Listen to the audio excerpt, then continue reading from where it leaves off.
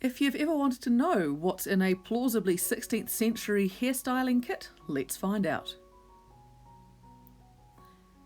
So opening it up, what is the first thing out? It is, of course, a mirror. This is a small hanging mirror, and it is complemented by this equally small handheld mirror. Together, there's just enough to see what's going on in the back of your hairstyle. Next up is this Renaissance style brush.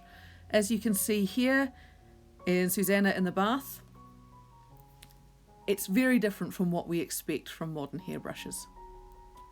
This brush is of course complemented by a variety of combs. This is a wooden comb that I use for detangling, and my horn comb that I use for much the same reason, and a more recognisably Renaissance style comb that you see in art both before and after the 16th century that is much finer and is lamentably referred to as a knit comb these days.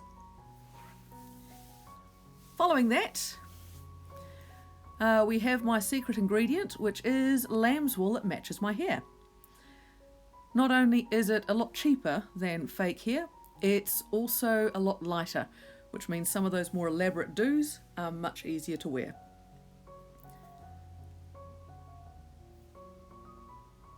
Of course, if you're going to keep your hairstyles in place, nothing does that better than a selection of hair nets. So this is a modern slumber net or sleeper net that echoes what we can see in this portrait quite nicely.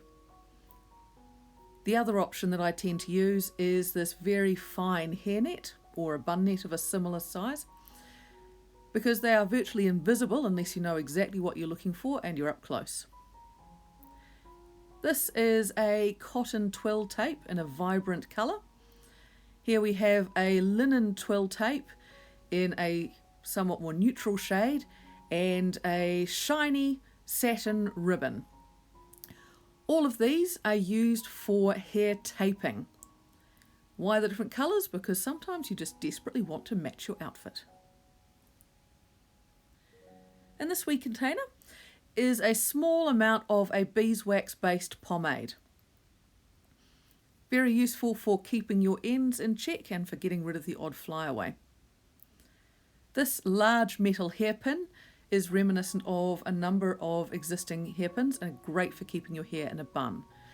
This is a bone gravois, ideal for parting and sectioning the hair, whereas this wooden hair stick is great for getting the sections out of the way while you deal to the rest of the hairstyle.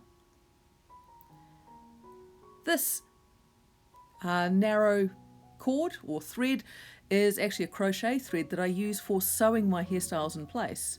And these are the scissors that I use for getting out of that sewn-in hairstyle. They have in fact just recently replaced my good old-fashioned snips. Of course, if we're talking about sewing a hairstyle, we do need some implements to do the sewing in the first place. So in this roll we have a selection of needles. Please excuse the blue plastic ones, we've not managed to acquire some nice bone needles yet. They are of course different lengths for dealing with different types of hairstyles. So there you have it, the contents of my plausibly 16th century hairstyle kit. If you would like to see more of this kind of content, please like and subscribe, and we'll catch you all later.